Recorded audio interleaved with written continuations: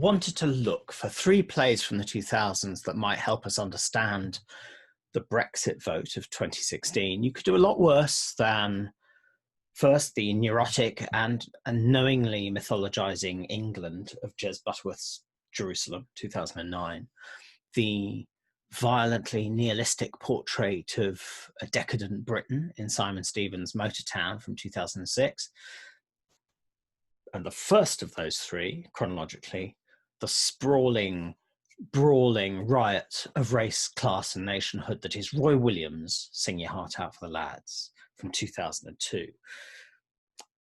Roy Williams is a fundamental kind of writer. By that I mean he's a storyteller. Paul Miller of the Orange Tree Theatre likes to remind us that one of the founding impulses of the theatre is gather round and we'll tell you a story. What's wonderful about that image, I think, is it says that theatre carves out a space in society, a charmed circle in which to tell us a story that may or may not be about that society, but that we will take with us back out into that world. And this is what Roy Williams does. No one has more directly laid bare the fault lines of race, class, and nationhood in contemporary Britain. He's done that sometimes by responding quite directly to current events, as in Fallout from 2003, which drew on the terrible murder of 10-year-old Damilola Taylor in Peckham, South London. There was Days of Significance for the RSC in 2007, quite extensively rewritten in 2008, which looks at the deployment of British troops to Iraq. And actually, most recently, Death of England, which opened at the National Theatre in the Dorfman in February this year, which works to get under the skin of white working class identity in the aftermath of Brexit. But Roy doesn't preach or polarize. His plays are big, robust, muscular stories. He finds stories in which his characters reveal themselves under pressure in all their complexity. There aren't really goodies or baddies in his plays. Even the kind of British nationalists in Sing Your Heart Out for the Lads are fully rounded characters. He's more interested, I think, in people with split loyalties, with shifting uncertain identities, than those who know who they are. In his early plays, he focused quite a lot on the gaps of identity opened up between Jamaica and England, thinking about that migrant generation, that's central to No Boys Cricket Club in 96 and The Gift in 2000. And in a slightly different way, actually, to Starstruck in 98. In No Boys and The Gift, he's also interested in how time and growing up changes your sense of home and life and identity. In fact, he's one of the few playwrights who writes really well across generations. He writes really well for old people and young people and middle-aged people. His play Advice for the Young at Heart, which I think is from 2013, captures it really well. It's a mixed race woman from the present, or the present when that play was on, meeting the ghost of her white grandfather, but I think when he was a teenager, when he was a young man. And he allows the kind of complicated layerings that sets up of time and age and ethnicity and context to shimmer kind of wittily and almost paradoxically over each other, telling us about shifting generational attitudes to identity and to allegiance. In fact, Williams is really interesting and alert to the ways that many different identities clash and overlap.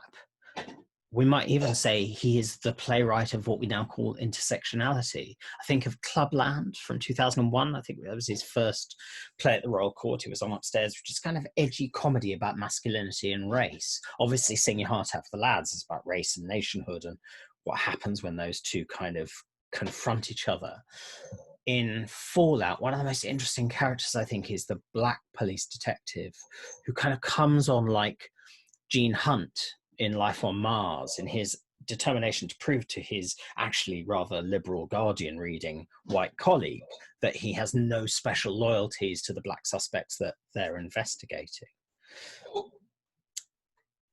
I think what's so smart about his work is the way that he shows how the structures of a whole racist society are reproduced in particular rooms and in individual minds. I think that's what makes his plays so empathetically theatrical rather than sort of flag waving or finger wagging. This is nowhere perhaps clearer than Sucker Punch 2010, one of my favorite of his plays. Fantastic piece about young boxers. It was given a brilliant in the round staging at the Royal Court by Sacha Wares, and it's about two black teenagers in the 1980s who go to the same kind of boxing gym, then they fall out, they go wildly different ways, and then they're reunited for one final match. And Roy Williams's writing is as punchy and hard-hitting as his characters, but he also kind of leads us to understand the complex social forces that turn black people away from each other and away from the real sources of inequality and impoverishment. And when I say impoverishment, that makes me think, of course, what's so interesting about his writing is that he writes persistently about impoverishment, economic, emotional, cultural, but without the plays ever feeling quite bleak.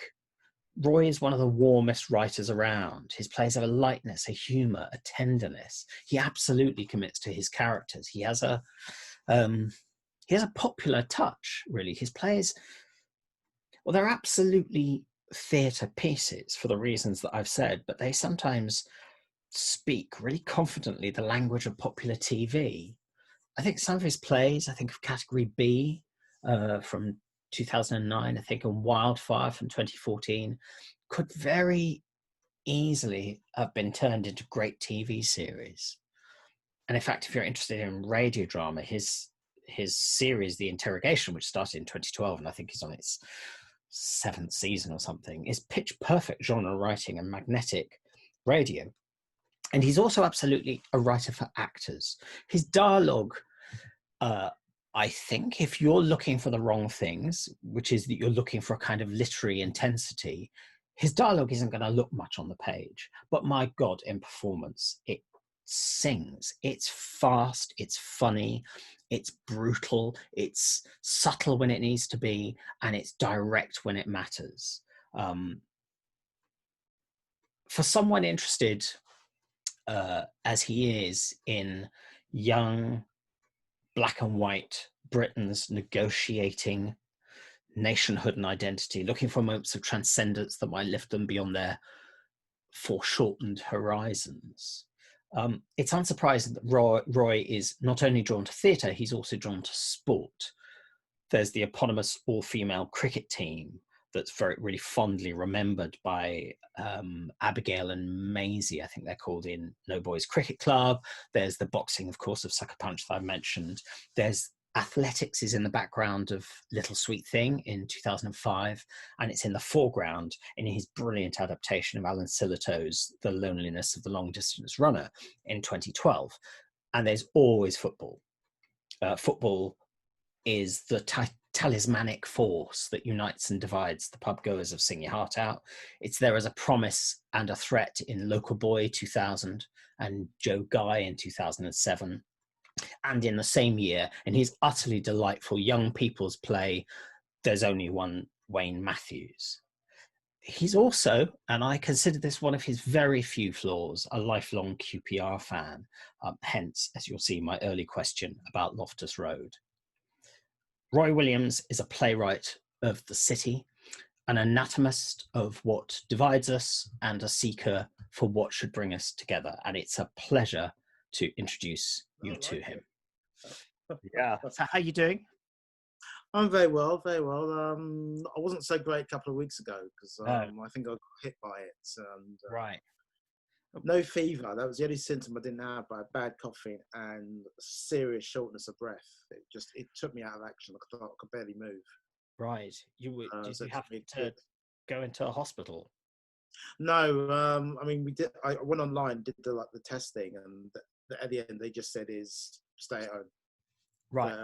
That's just what I don't think I would have liked going into hospital. I was kind of dreading that. Yeah, of course. So I just sweated it out really, and just stayed indoors for 2 weeks. Didn't go out. Do you now feel kind of invincible? Yes, I do. I do absolutely. Yeah. Yeah, well, Well, yeah, touch everything. Yeah. Very good. Mm. So how are you finding lockdown otherwise?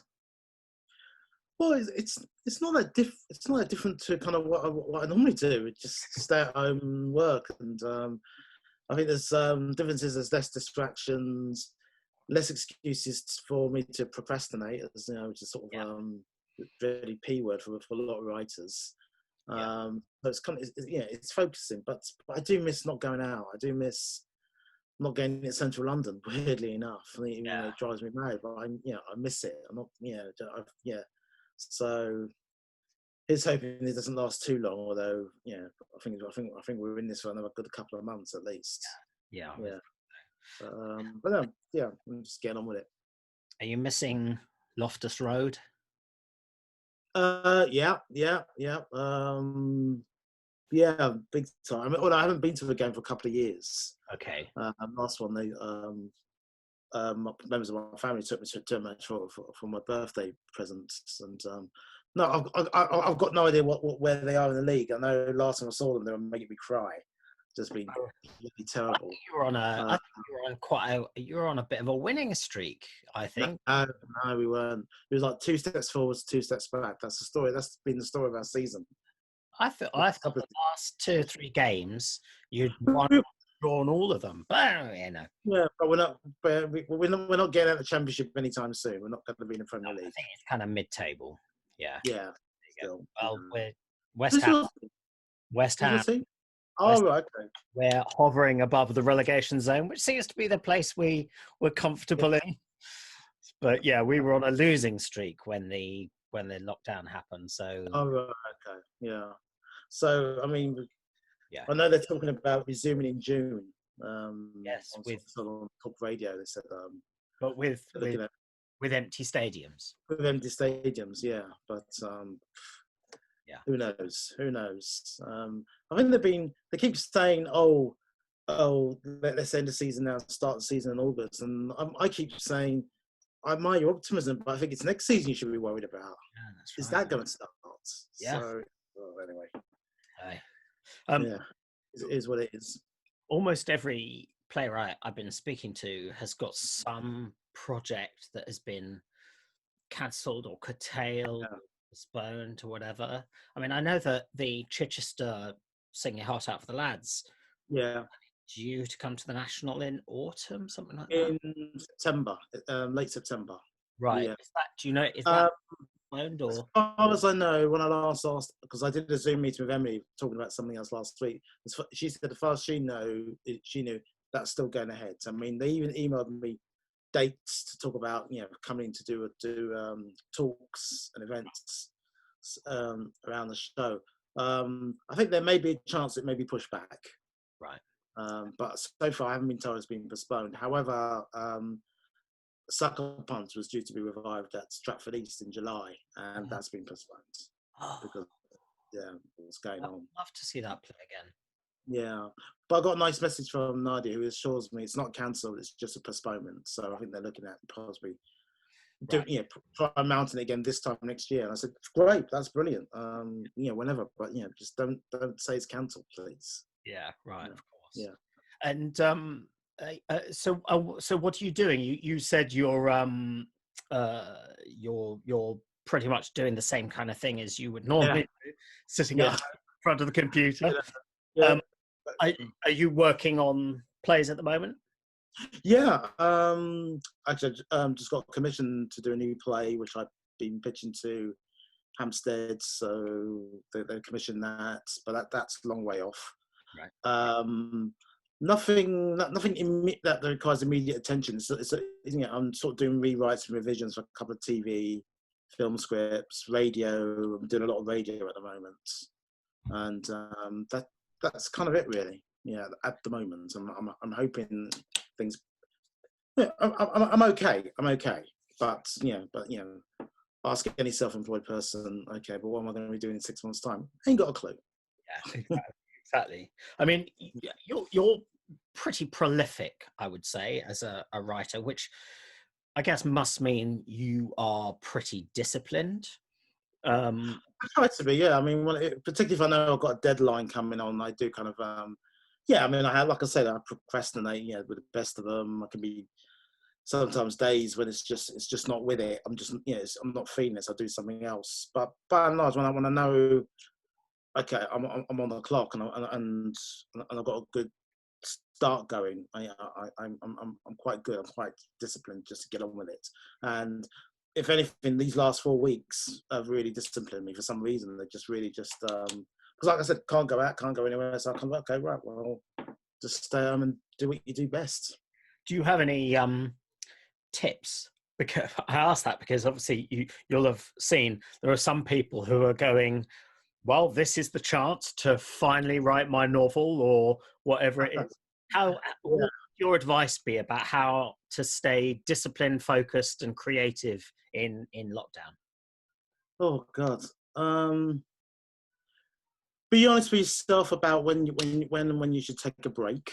Because I just think that that's what I always think is writer's block. When people say, "Oh, I've got writer's block," I always say that's your brain saying, "I'm knackered. Right. Let's have a break." Right. Okay. And do something else. Listen to a song, go for a walk. Right. Just treat yourself. I would always say that's something I always say to writers is have each day have a target. It doesn't matter how long or how short it is. Just have a target. Just saying, okay, I'm going to finish that scene. I'm going to finish that half of the play, whatever. And or I'm going to I'm going to work out that character's journey and such, and stick to that. And once you've done that, reward yourself. Just treat yourself to whatever it is.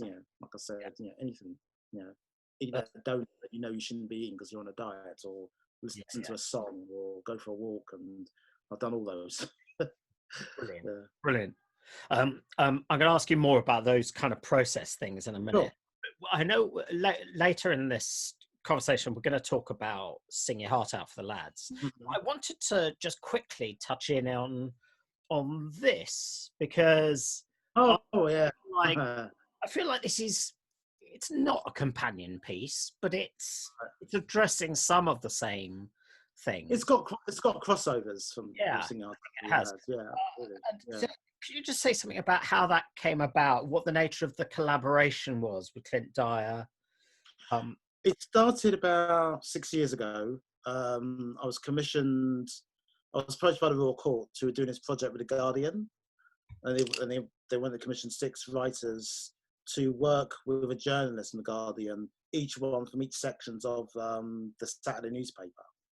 So you had music, sport, fashion, education, and food. And I chose sports.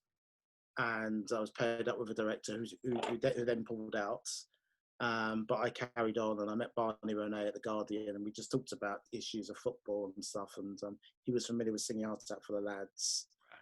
And he found my sort of take on in that play about nationalism and the racism that kind of accompanies the game really interesting. So that was something I just thought, oh, even though Singing Heart Out at that time was about 12 years ago, I kind of thought, okay, so the conversation is still going, it's still happening. So maybe this could be sort of whilst addressing the same things but different. And then Clint came on board as a director, and he and I discussed it even further.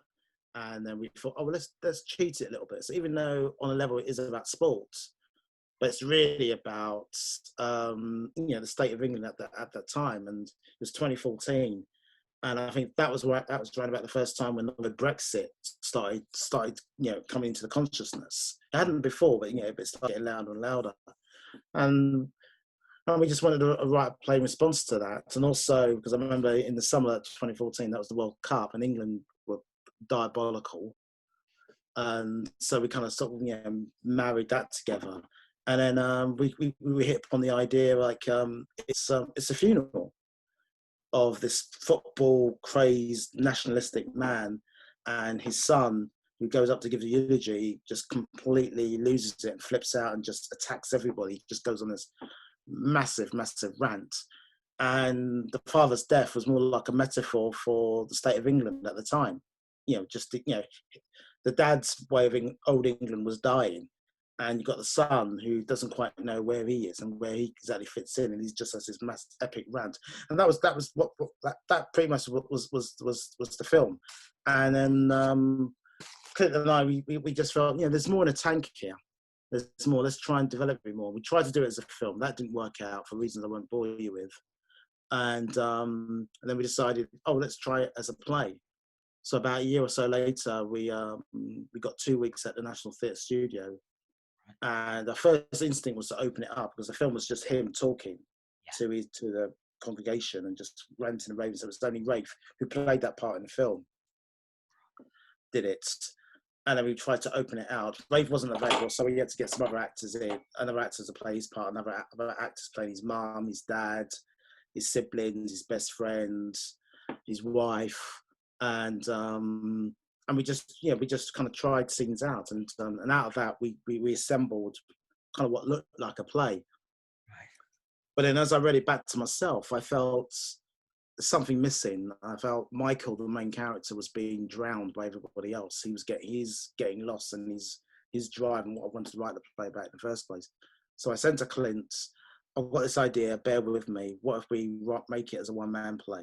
So it's just him again talking to the audience, and he plays all the parts. So the whole story, the whole world that he's coming from is told through him. So I went away, did a draft, showed it to Clint, he liked it, and then he took over and did a draft of that, and then we just passed it back and forth between each other. Right. And then finally we submitted it to the National, and they really liked it and said, yeah, we'll do it. And then also what was even more great was Rafe was available for the dates that the National suggested, so that was fantastic. Huh. And at what point, because obviously when I saw it, one of the things that's so completely, a central part of the experience is the way Rafe Spall interacts with the audience. Yeah. How much of that is was that completely fundamentally written in? How much of that was kind of worked out in rehearsals? It wasn't written in. That was kind of worked out in rehearsals, actually. Right. I think it was just considering who he was, the character. I think we just wanted to give him a chance to express himself and have a rapport potentially with the audience without, we were careful with it. We just, not to overdo it at times, because, we were, what we were dealing with was serious, important, but I think that was just our way of just getting, just kind of lulling the audience sort of slight false sense of security. Oh, he's a happy chappy, da da da da. Yeah. Oh, actually, I don't quite like what he said, but I'm here now, so I'll just keep listening to it. It's kind of a way to kind of fool the audience really into sort of potentially liking him. Yeah. But that came out in rehearsals. A lot of that came from Rafe as well. Yeah. Because we wanted to, because it's just him on stage, so it was important to me and Clint that almost Rafe feels as much part of it as he's not just an actor coming in. He's part of it, and he very much was. Yeah. Very smart man, really. We had some great discussions in rehearsals, and he was really on the ball and on the money with it. It was a really good experience. Fantastic. That's my son shouting in the next room.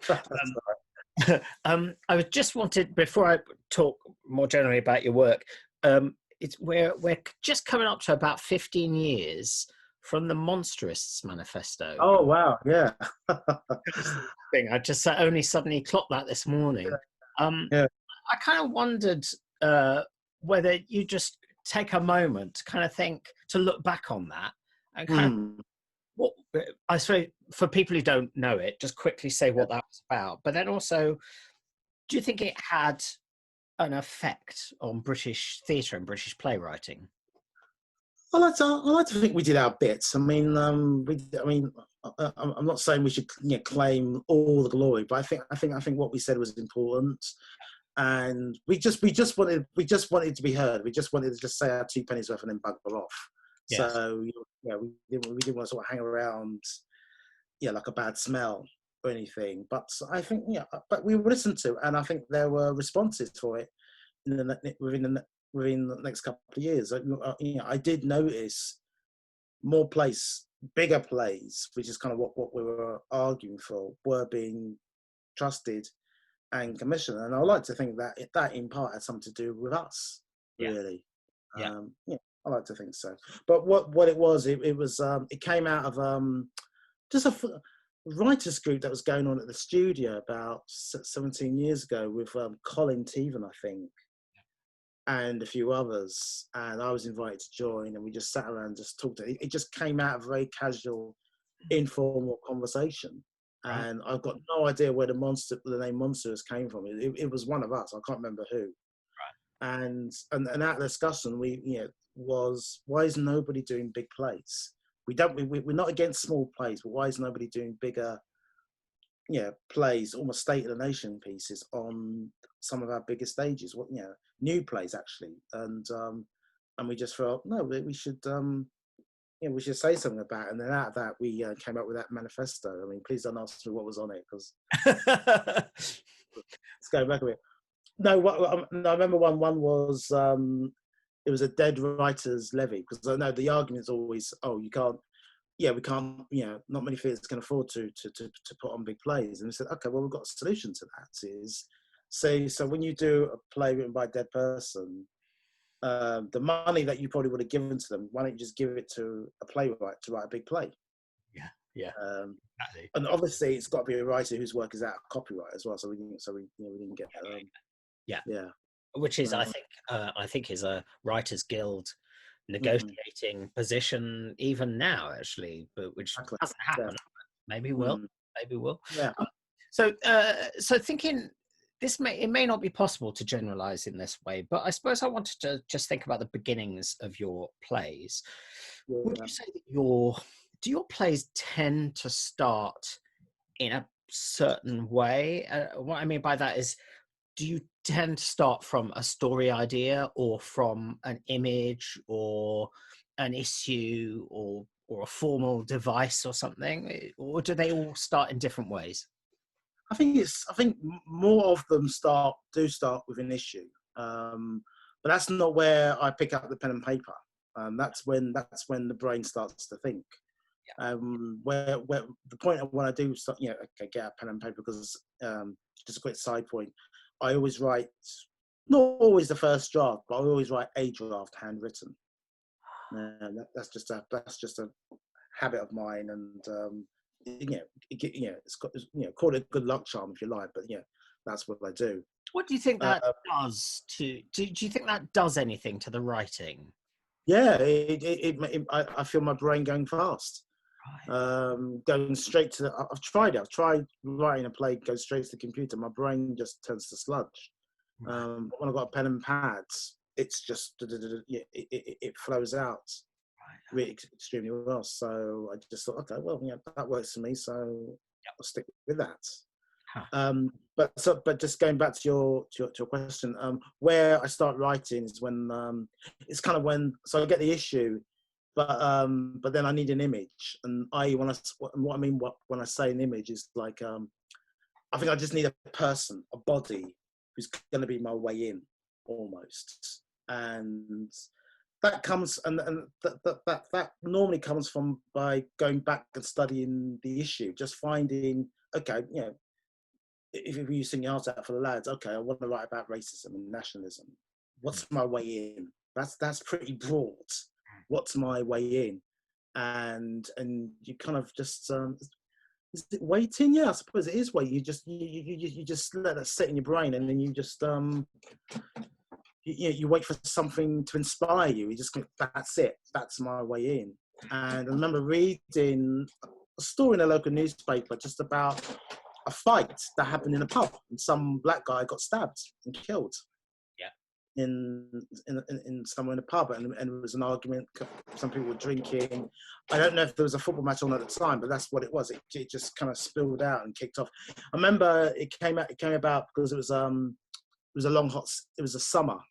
That's when it happens. Okay. Yeah, and so for some reason that's when more fights occur. When it's summer, people drink more, and such. And not long after that, not long before that, I was watching, because I love the film, was Do the Right Thing, Spike Lee's film.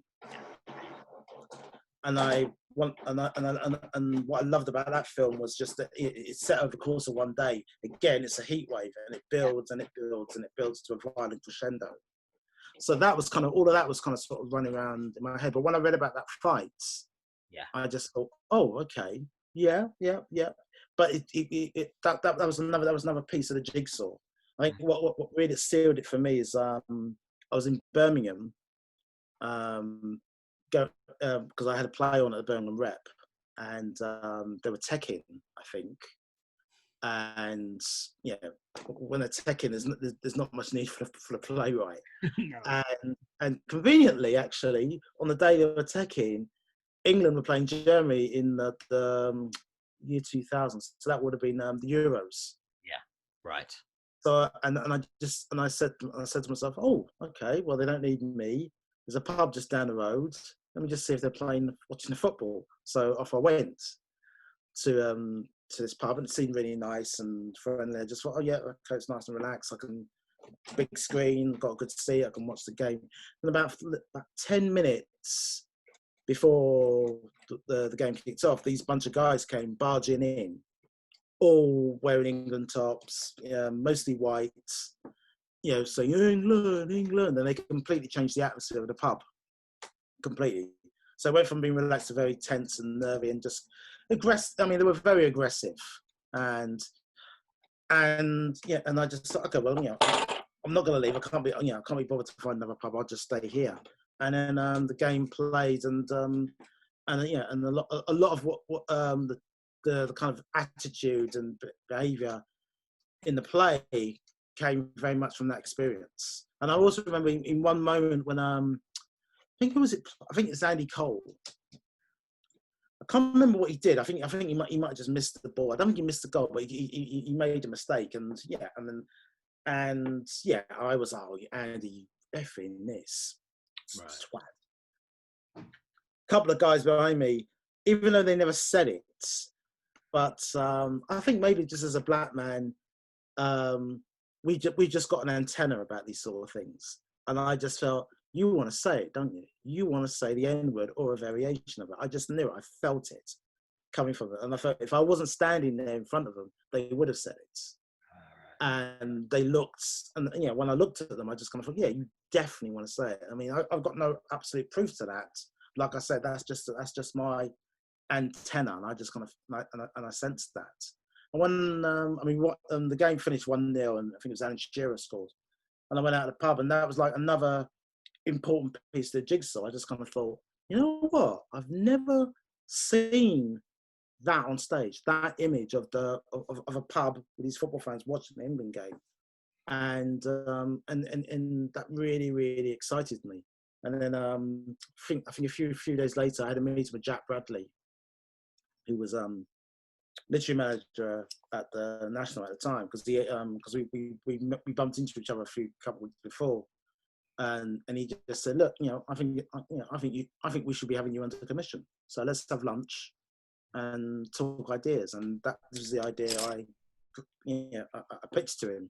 And then he said, okay, well, I need to speak with Trevor, who was literally artistic director. And a couple of days later, I got a call back from Jack, and he just said, yeah, Trevor loves the idea, write it. Right, fantastic. That was it, really. I'm going to come back to that play, of course. But what's interesting about the way you describe that is that when you talk about these kind of pieces of the puzzle, it feels like Spike Lee is giving you an atmosphere, and the new story is giving you your ending.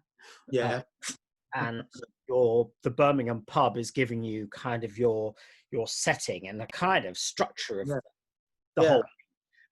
And at what point, because I mean, obviously everybody thinks differently. I would kind of carry around going, we need to do something about nationalism. But until I had something like the pub experience, I wouldn't feel I had a play idea. But maybe you already kind of think, no, it's definitely a play idea. I suppose it was a play idea. Yeah. It was definitely a play idea. Even before Jack came to me at the National, that was running around in my mind. Right. Because I was just at the point in my career because I think I just had a play on at the Royal Court. So I was at the point in my career just thinking, okay, what do I want to write about? Yeah. Okay, you know, what's pissing me off at the moment? Mm. And you know, all you know, questions like that were just running around in my mind. And I really wanted to, at the time, I think I just wanted, I wanted to push myself. I really wanted to, you know, try and make my next play as political as possible. Yeah. Yeah. Yeah, actually, yeah, that was pretty much it. So I was just yeah, and I don't know. It just seemed to be like now before Corona. You know, when we had Brexit, it just seemed to be back then. We were having we're still having those sort of conversations about nationalism and racism, and I just thought, you know, there's something to say there, but I don't want to do. I don't want to, one, I wanted to challenge myself as a playwright, and two, I didn't want to do what everyone else has kind of done before. And I also just felt, when it comes to racism, there just seemed to be a reluctance with dramatists to kind of broach that subject. I felt a little bit at the time. I mean, that's no disrespect to any of my fellow playwrights, but I just felt overall, worldwide, if you want, I just felt there just seemed to be reluctant to kind of go there, and I kind of thought, well, I want to go there. And you mentioned that kind of came as a sort of, you had a kind of go ahead from the national. Do you generally write to commission, or would you generally write a play and then see who wants it? Or does it? Trust me, I would love to be in a position where it's the latter. But yeah, most of my career has been based on commission. It really has. Although, well, kind of true. I mean, it's some plays have been more formed in my head than others. And what I mean by that is, it would have been my intention to write that on spec anyway. But then because of my relationship with several literary managers, they would say, "Oh, what are you working on at the moment? Anything?" And I said, "Well, I've got this thing," and they said, "Oh, can we commission it? Can we have it?" So that's slightly different. Well, but not. I've never I've never got to the point where I've written a full-length play without any idea who I'm giving it to, and then offer it to them. I haven't done that. I would love to be in that position, though, however. I really would like that. And how far does the theatre that has commissioned it shape how you think about the play? Because I guess you kind of know you're going to know, well, if it's the National Theatre, I can put 10 people on stage. If it's, Well, that was an added bonus, because when I commissioned it, that's exactly what I was thinking. Interesting enough, when I was writing it, I had the Cottesloe, now the Dorfman, in mind all the time. And yeah, I remember being quite disappointed when they kind of shoved my play into, the Littleton Loft, the transformation season. However, I do have to eat a bit of humble pie on that regard, because whilst I was disappointed, when I saw what they built, I mean, when you go out there, it's hard to imagine a theatre space was built there. You just kind of think, no way, but they did it. Amazing. Yeah, but yeah, that helped. The fact is that it just allowed me. Oh, I can really go big now. Yeah, really, it doesn't have to be sort of 6 foot. I don't have to worry about cast size. Right. So that was good. And if you, let's say, from the point you've kind of got the idea for the play, you've got kind of commission. Are you somebody who would kind of start writing bit by bit every day, or are you building up mentally and in notes, and then later on writing it in a more sustained burst? I would say it's bit by bit. I would say. However, I did decide early on that the play was going to be in real time. Yeah. I wanted it to be almost like the length of the game itself. So yeah. I mean, why? I don't know. It just felt challenging for me. Just again, I wanted to push myself, and I thought the best way is like no. I wanted to find some way to remind myself I'm writing a theatre piece. It's not a television piece, and I just kind of thought, what better than real time? The characters, they stay on stage, and that was a real challenge for me, just to kind of keep the momentum going. in that play. And also, what was also interesting is, I don't know if this quite answers the question, is when I started writing a play, I mean, actually it does answer your question. There were a few, I had a few characters laid out, and actually many of them survived the play, actually, Gina, Jimmy. So I kind of had an idea how it would begin, when each character was going to come in and go out. So I had that framework, but I knew, excuse me, I knew England were going to be playing Germany again in September, October actually. And also, I also knew that was going to be the last game at Wembley, the old Wembley, before they knocked it down. And also, I knew I went to watch it in a pub in North London with my friend Ben. You might know him, Ben Yankovic. Oh yeah. So yeah, I went to watch it with him, and I decided, I remember this actually, as I sat down before the game played, before the whistle was, with my pint of beer, I just sat down. I just said, okay, you know what? This is going to be. Actually, I think I said it to me. You know what I'm going to do, Ben? Whatever happens in this game, I'm going to write the play around it. So, because at the time I was playing with the idea it could be a fictional match. Yeah. But then when I saw England are playing Germany, I mean that speaks for itself. It's going to be the last game at Wembley. I just kind of thought it just felt it was like gifts that just kept on giving. if you know what I mean. I just kind of thought, okay, no, I'm gonna have some fun here. Whatever happens in this match, that's the play I'm gonna set around. So I had the game recorded at home as well.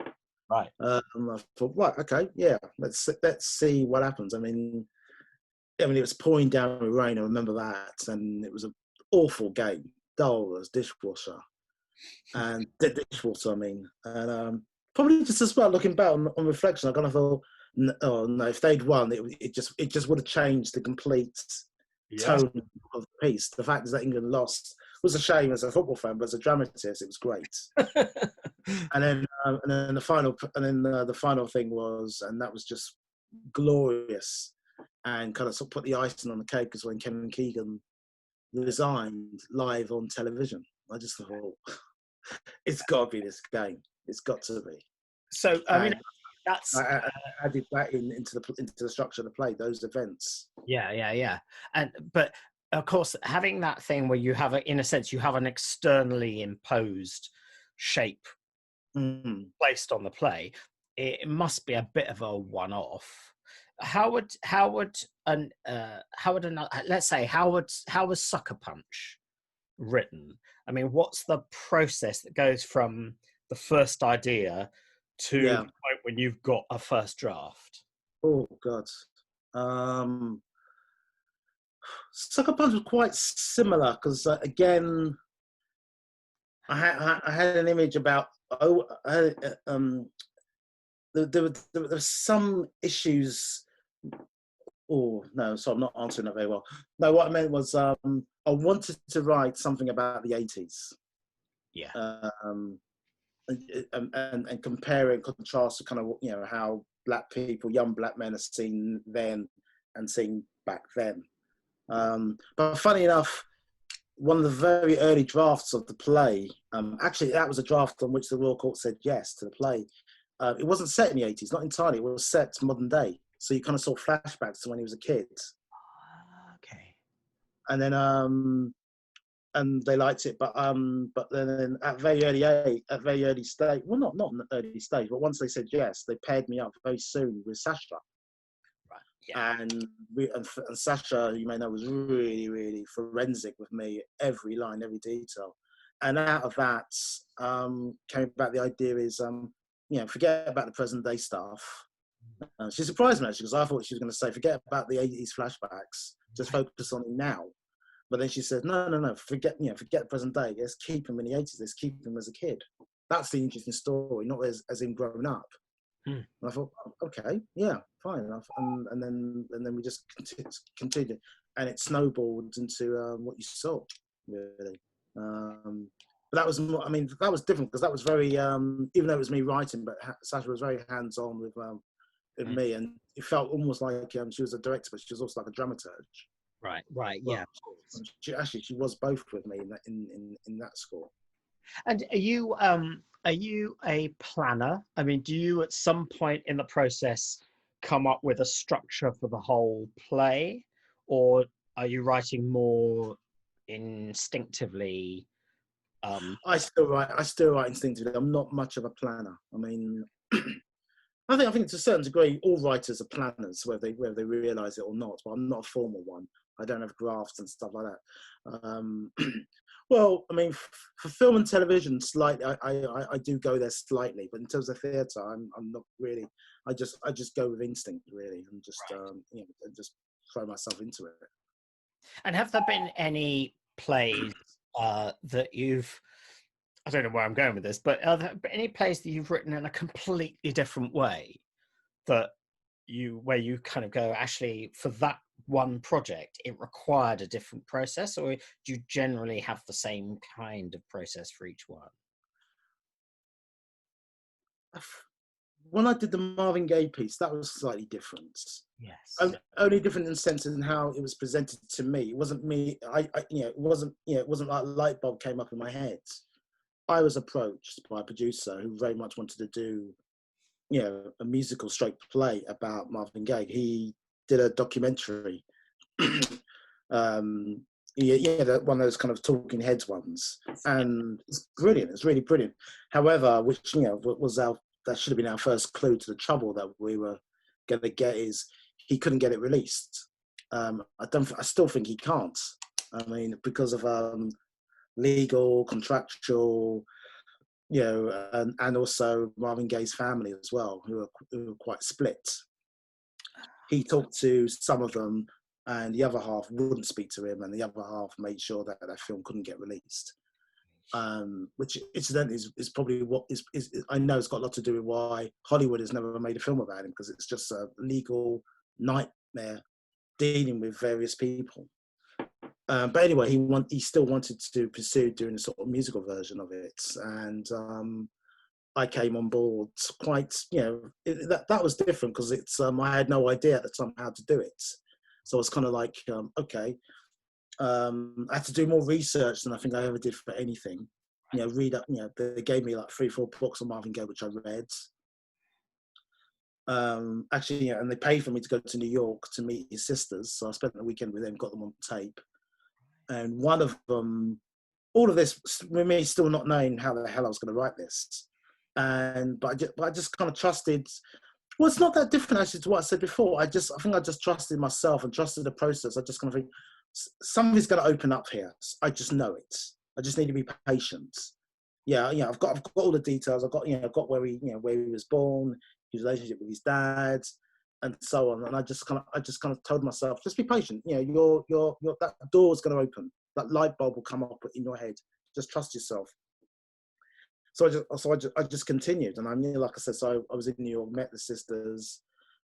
I met both of them, and one of them actually has written a book about her relationship with her brother, and I was given the transcript of it, and then I was allowed to adapt it almost, as a start for my script. So that was really helpful. I mean, I took a few different directions on it, but then finally, and I guess this is kind of what happens often a lot in my plays is when I finally find that way in, that moment when I just know that's the play, is when there's the first question I asked them. I said to them, what was it like having Marvin Gaye as your brother? And even as I remember that when I literally said those words, I realized that's it. That's the play. What could it have been like for those two to have Marvin Gaye as a brother? And they were very honest, and they loved him dearly. But clearly, once he hit the big time, their lives were completely eclipsed by him. And his fame, and it's even after his death, dominates them. It dominates their lives. Yeah. And I felt a level of compassion for them. And I kind of thought, that's the play. I'm going to tell it through their eyes. And not do, not that any other way couldn't have worked, but I just kind of thought, that's my way. That's my way in. So I think that kind of answers your earlier question. I think that's what I look for. That's what I wait for. Just that one thing. Like one thing that just takes me in, Unlock. and I trust myself. Yeah, I'm a great believer in. I mean, this might sound a bit hippy dippy, but I'm a great believer in letting your subconscious do some of the work. Just relax, and it's almost like your subconscious just saying, "Roy, okay, I got this. Relax. We'll figure it out." Great. So let me turn. I mean, we've already been talking about sing your heart out for lads, but it's kind of interesting that you say, you know, you're not much of a planner, because of course you had two enormous challenges with this play. One is that it's, as you said, it's in real time, and real time imposes a lot of stuff on you about having to kind of keep it moving and so on. You had a single location, and you also had a pretty large ensemble cast. So, and that, you know, for someone at that point, you've been writing for like only about 5-6 years, something like that. Yeah, and it was the biggest play I'd written. I mean, you're basically, you're going from writing a kind of, you know, a fairly small cast play to writing a kind of Chekhov play in a couple of years. So what did you kind of identify as being what became the difficulties and challenges of that, and how did you kind of cope with, let's start with kind of real time, and what the tasks for the playwright in making a real time play work? Oh God, it's kind of what you said. It's knowing that it just impacts on the story you want to tell. It impacts on the characters that come in, keeping them there, finding logical reasons for them to be there, and not letting them leave the stage or come back on stage without pretty good reason. You can't cut away like television and such. But like I said, I wanted to challenge myself. I just thought, I'm up to this. I'm up to that challenge, and that world kind of made it easy for me. I just kind of thought, okay, it's simple. These characters sitting there, they're not going to leave because they want to watch the game. So that's strike one. I've got that sorted. If they want to leave, they just go to a lot of them went to the toilets, because came back. So I kind of thought, okay, that's great. So we can, already I was kind of almost thinking like a director. I was just kind of think, oh yeah, so such and such who hasn't got anything to say, he or she can go off and come back on. And so the world itself was kind of doing the work for me in that regard. And that also kind of relates to the single set, which it's kind of a single set, but obviously it's a pub is a single room with kind of different zones. And obviously when I reread the play yesterday, and I would kind of opened it up expecting a very long description of the pub. Actually, it's really, there isn't much here. It just basically says there's a pub, there are some flags, and there's a TV in the corner, pretty much. Yeah. Did you have a kind of ground plan in your head, or on paper, of how the pub worked as a pub, or did you work on instinct there? It was inspired from a pub that not the one I saw the game in, but it was a pub I've been to a couple of times because a friend of mine at the time lived nearby in Fulham, and it had a little snug area. Yes. So you got like the main pub, and then you got like its own kind of room, and that's where the publican decided, okay, that's where the games are going to show. So so he's got the best of two worlds. So those who don't want to watch a bloody game, they just want to have a quiet drink, can do so here. Around the corner, the snug part, that's for the lads. That's for lads to watch the footy. Right. And so I remembered that pub, and that was very much in my head when I was writing this play. And then that's really interesting. So it's a bit like the way sometimes it's easier to write a character if you basically know somebody like that. You had the character of your pub, which feels like a character in the play, is one you knew. But in terms of the large cast, I always find it really hard writing a scene that has more than, say, 6 people in it. there's always that kind of risk that you forget someone, or somebody's Yeah. motivations is likely to end up being a little bit more approximate than someone else. How did you what did you learn about how to write a big Well, at the risk of sort of slightly contradicting myself, because even when I said I'm not a formal planner, that did need some planning, working out, okay, who, how many characters I felt I needed, and what were they giving to the play. I just wanted, overall, I wanted an atmosphere, and I want, so I wanted to have as many characters as possible who could give certain characteristics that I kind of wanted. It was important they weren't all the same. They weren't just rowdy loud lads. They all had just various degrees of sort of who they were. Funny enough, but I remember once when I did the Royal Court Summer School, and we had I mean I know it's a common exercise that some directors do, but Max Stafford Clark is when I first heard from Max Stafford Clark, is when he got us walking around with playing cards on our heads. status thing? Status. So it was it was a status game, and they would treat you accordingly to your status, and you have to work out, okay, where am I? Am I a 10 or am I a 2? Yeah, right. And I was thinking about that as I was writing the play. I was like, okay, even though I wanted as many bodies in that play, but I wanted to give them status. That was important because I didn't want them all to be exactly the same. So particularly with not so much with the two pair of siblings. I kind of had them locked down. Barry and Mark and Lee and Laurie. They were okay. It was sort of the secondary characters, like the Becks, Yeah, Phil, and Jason. okay. It was more important really for those three. Actually, funny enough, I wanted to get work out kind of status for those three.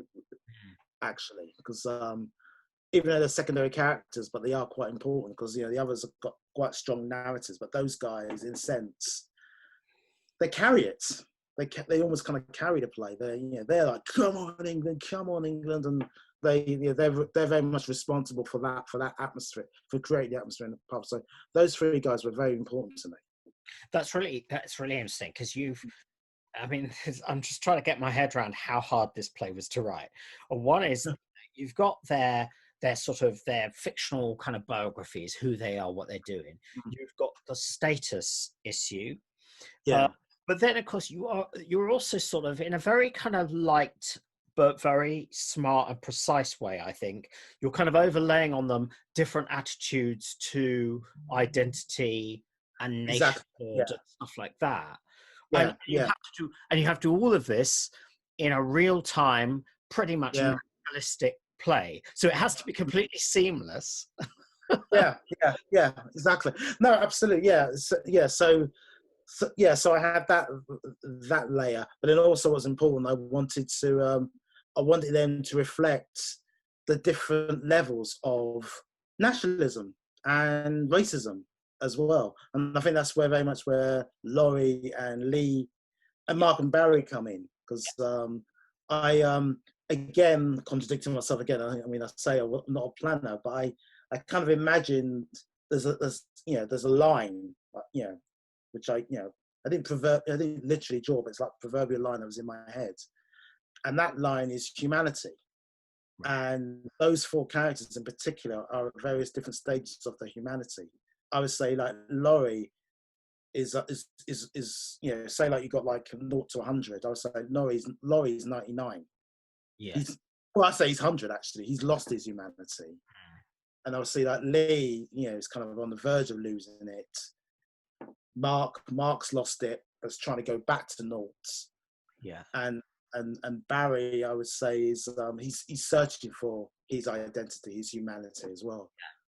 And someone like Glenn is kind of the same. Glenn's the same of that. Yeah, exactly. And then you got the cat, and then not without having a line, but then you got like Gina and Jimmy. I think they kind of they kind of represent the casual racists. They don't see themselves as racist, but they say things which obviously would be unpalatable to the likes of us. But it's they're honest, and that's, again, that's something I grew up with. I mean, I knew so many white friends with their parents, and the things that sort of came out of their mouth, they were swear blind. It's not being racist, but it's to others it clearly is. But I find that contradiction interesting, and I kind of revisit that in Death of England. Exactly. But that's kind of where Gina and Jimmy came from, because that was important for me overall. I wanted to explore different levels of racism and nationalism in the play, and put them all in the proverbial cooking pot and cook and heat it up and see what happens, really. And then then you've got Alan who kind of comes in, and there's no argument where he's who he is and what he believes in. But again, I felt it was important to make him as interesting as possible. I mean, he was very much inspired by, because at the time Nick Griffin was, like Nigel Farage was a few months ago, he was everywhere, Nick Griffin. And as much as he repulsed me, the dramatist in me found him interesting. His warped sense of history and what he believes in. I just kind of thought, wow, where the hell does that come from? I just find that level of learning, and he's clearly an intelligent man, but he just kind of think, he's just kind of think, mate, your head is full of the wrong stuff. It really is. Yeah. But I found that fascinating. Ask myself, where does that come from? Where really does all that come from? And I just thought that was really interesting to put that in the play. But funny enough, I mean, it's even before Sing Your Heart Out was conceived. I remember when I was at college, another student who was, I think, a year below me, doing a writer's course as well.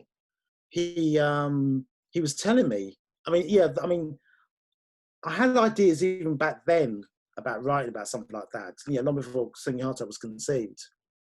And I was sharing it with this guy, and he said, "Actually, you know what, Roy? I'm thinking the same thing, and I've got an interview lined up with this guy who runs a bookshop, a far right bookshop in Welling. I'm going to go and interview him." And I said, "Oh, mate, I would love to come along. I'd love to, but obviously he's not going to interview me." And I just said to him, "Please, can you record it, and can I have the transcript?" So he did. He went to meet him, gave me the transcript. I read it.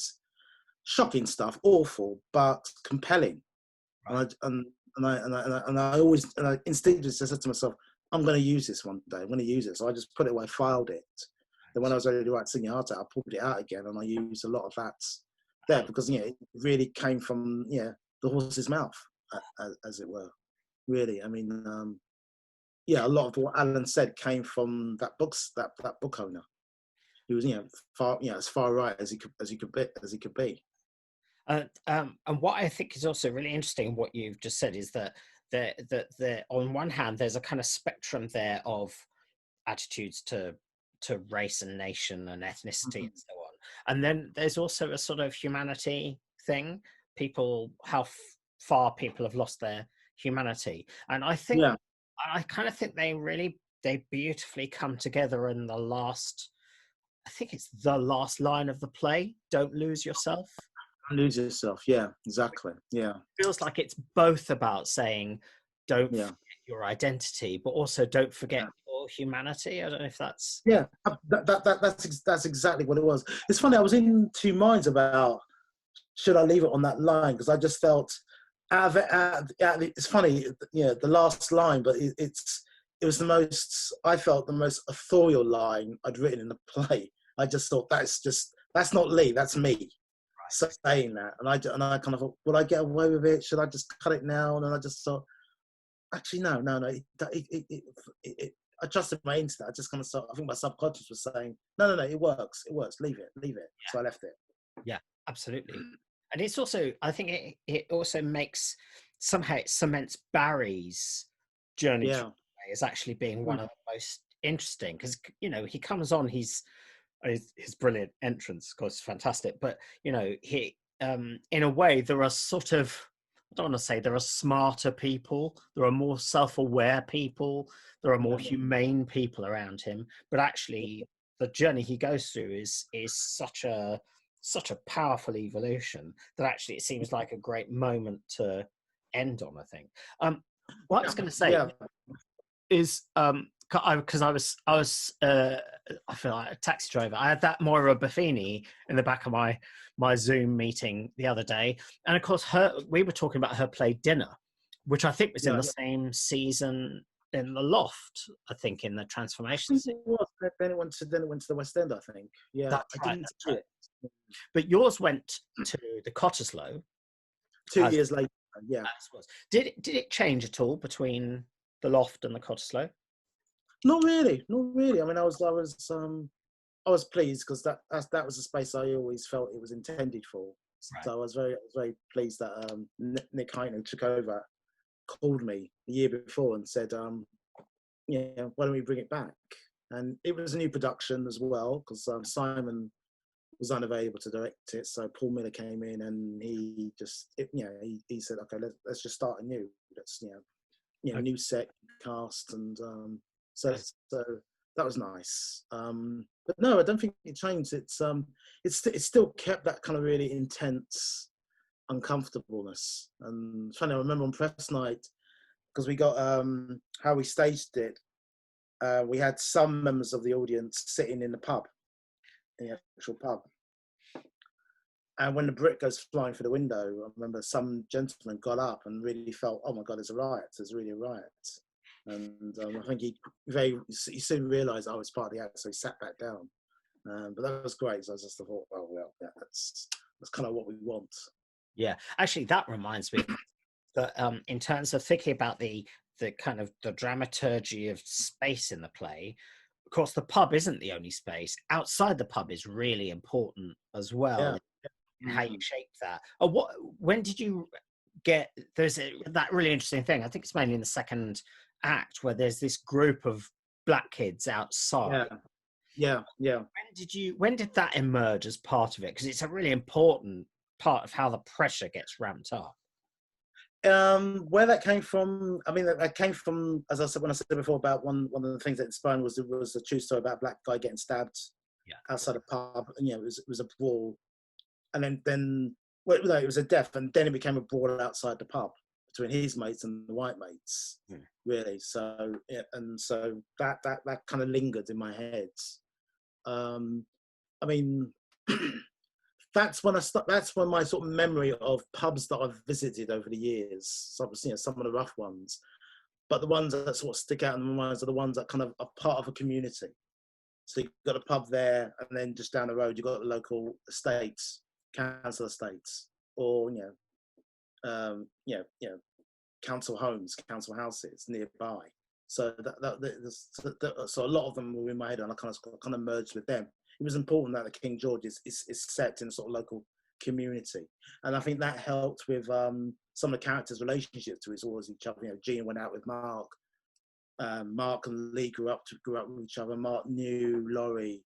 They all know each other. They all kind of almost, I wouldn't say literally grew up with each other, but they all knew each other growing up, and that wasn't far removed from where I used to live in West London. I mean, there's a lot of people there who I would say I didn't grow up with, but we all knew each other growing up. We're all familiar with each other. Oh, you're Roy's, you're Roy, Carl's brother. Yeah, I'm Dave. I'm Joey's brother. There was a lot. You grow up with a lot of that over the years, so that I fed into the play. And as I mentioned earlier, of course, it's just had a revival at Chichester. Yeah. Did it feel different? I mean, I suppose what I'm thinking when I say that is, it feels to me that if you wanted to look at some British plays that to help us understand how that Brexit vote happened, one of them would be Sing Your Heart Out for the Lads, even though it was 14 years earlier than the vote. But now you're watching that play after the Brexit vote. And it hadn't changed a bit.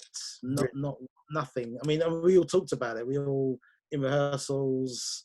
When I came in rehearsals to talk to the company, that was one thing that was just glaringly obvious. We just kind of thought nothing's changed. Nothing has changed. Very little. And they were right, really. So it was, and that, even when Daniel called me, Daniel Evans, and said we want to do the play, he just said the reason why is because look what's going on at the moment.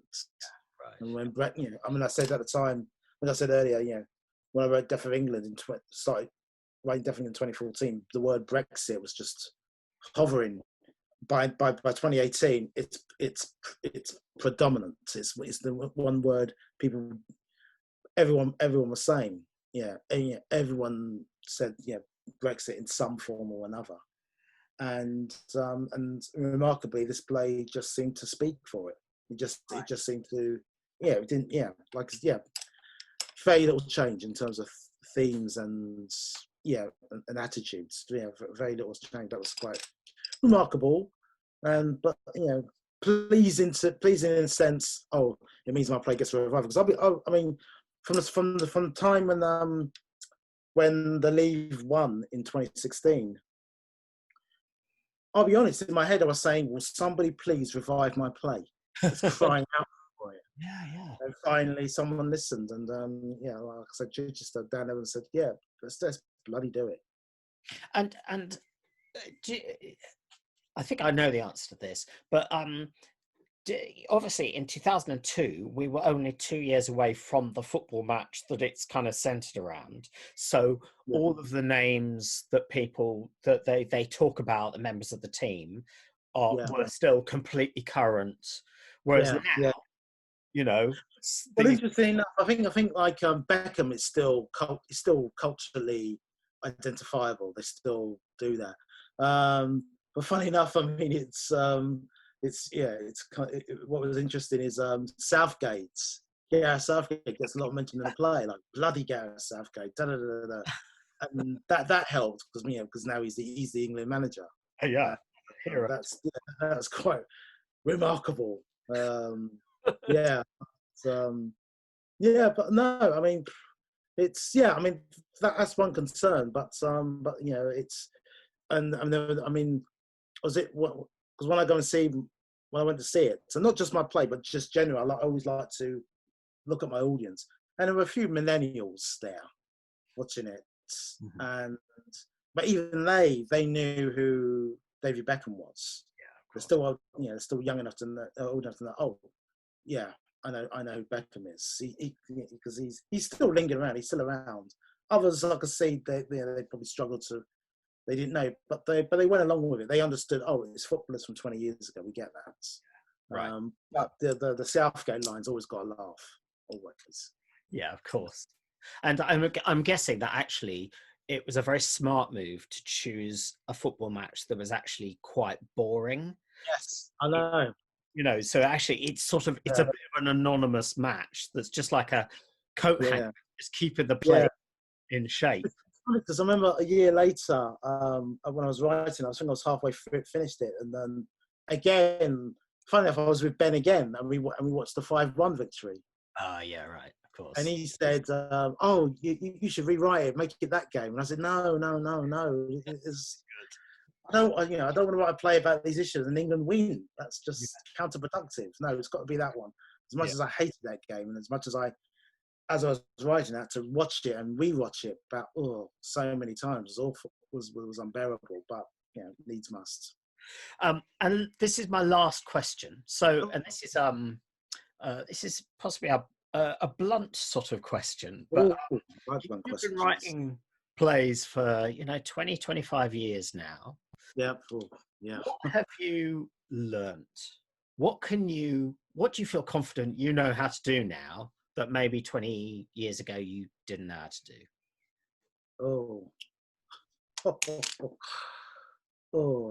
I say I like blunt questions, but you mean something I know now that I didn't know 25 years ago? About how to write a play in whatever way. Oh God. I'm gonna have to come back to you on that one. That's a tough question to ask. I mean, I think I always knew what I was kind of letting myself in for, to become to be a playwright. If I'm honest, particularly as a black dramatist, I was aware even back then how tough it was for black people in the arts to make a not just to make a career, but just to be noticed, to be under that spotlight, just for once, for one performance, for one play, for whatever. I always knew that was going to be tough, but I just felt I had no choice. I just felt this is what I was signed up for, to do this. Right. And I think I knew that way back from when I was a kid at school, because I knew, pretty much when I was about 14, I just knew school wasn't doing anything for me, and I spent the remaining 2 years just kind of going through the motions, really, just showing up for showing up's sake. I knew, I wasn't, and I left. I couldn't wait to get out. I left school at 16. And it took me a while. It took me a good few years to be where I thought, oh, this is my place in life. This is what I wanted to do. But to sort of come back to your question, what I know now that I didn't know then. And I'm not being arrogant when I say that, but I think all the anxieties and fears I had as a playwright still exist now. Right. They still exist. They don't, it's still, God, where am I going to be in 6 months' time? How am I going to pay the rent? How am I going to pay the mortgage? Those things still run around, and what the hell am I going to write about next? Right. And, at what point are they going to be sick of me and just say, you know what, Roy, move on. We don't want you anymore. That's still, that doesn't go away. That doesn't go anywhere.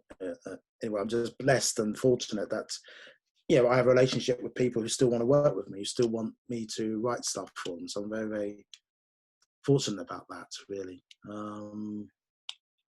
I mean, to give you an answer, what I knew then, what didn't know now, what I know now, which I wish I knew then at the time, was to get an accountant, to pay your tax, because I was 27, 28, and you don't think about those things. Although one tax bill I got did make me think about those things. Sorry, that may sound like a glib answer. That's the best answer I can give you right now. Sorry, I'll think about that. Very practical advice. So anyway, look, Roy, thank you so much for your time. You're so generous. You always are so generous. So it's brilliant talking to you. Lovely to hear all about your work, and good luck with whatever you're working on at the moment. Cheers. Thanks, Dan. Take care. This is over.